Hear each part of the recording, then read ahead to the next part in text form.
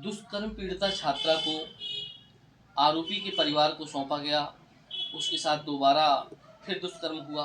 ये क्या मामला है पूरा और क्या कहना चाहेंगे इसमें आप? यह जो घटना है, यह घटना 16 जनवरी 2025 की है।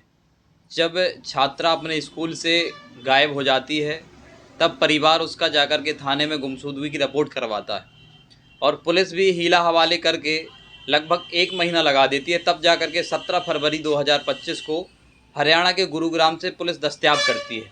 जब पुलिस दस्तयाब करके उसको थाना ले आती है, थाना लाने के बाद पुलिस के द्वारा इतना डराया धमकाया जाता है, उसका ब्रेन वॉश किया जाता है। तब जाकर के वो छात्रा मेडिकल करवाने से इनकार करने लगती है। जब इनकार कर देती है, तब जाकर के उसको वन स्टॉप में छोड़ दिया जाता है।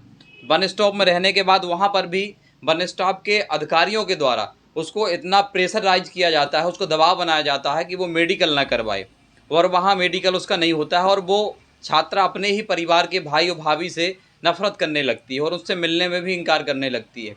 तब जाकर के ये घटना बढ़ती गई और उसके बाद वन स्टॉप के अधिकारियों के द्वारा और बाल कल्याण जो समिति के सदस्य हैं उनके द्वारा आरोपी के परिवार को ही उस बिटिया की, छात्रा की सुपुर्दी कर दी जाती है।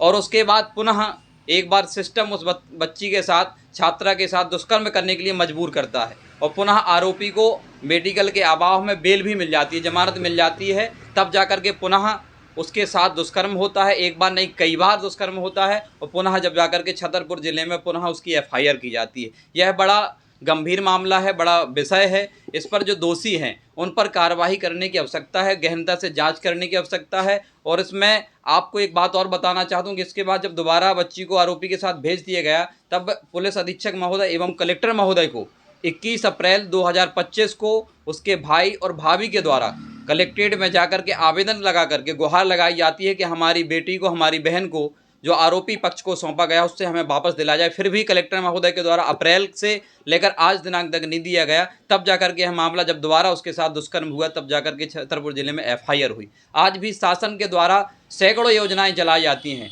जिनमें बच्चियों की सुरक्षा से लेकर के उन्हें संपन्न बनाने तक की योजनाएं चलाई जाती है। लेकिन आज कुछ चंद कर्मचारी, अधिकारी अपने निज स्वार्थ के कारण इतने निंदनीय कृत्य कार्य करते हैं, जिन्हें आज शर्म आती है, निकलने में भी शर्म आती होगी और सुनने और सुनाने में भी शर्म आती है। ऐसे अधिकारियों पर शासन प्रशासन को जांच करके योजनाओं की ज़मीनी स्तर पर जांच करने की आवश्यकता है। आज आप देखेंगे अनुसूचित जाति की छात्रा के साथ एक बार नहीं बल्कि सिस्टम ने 2 बार उसके साथ दुष्कर्म करवाया है।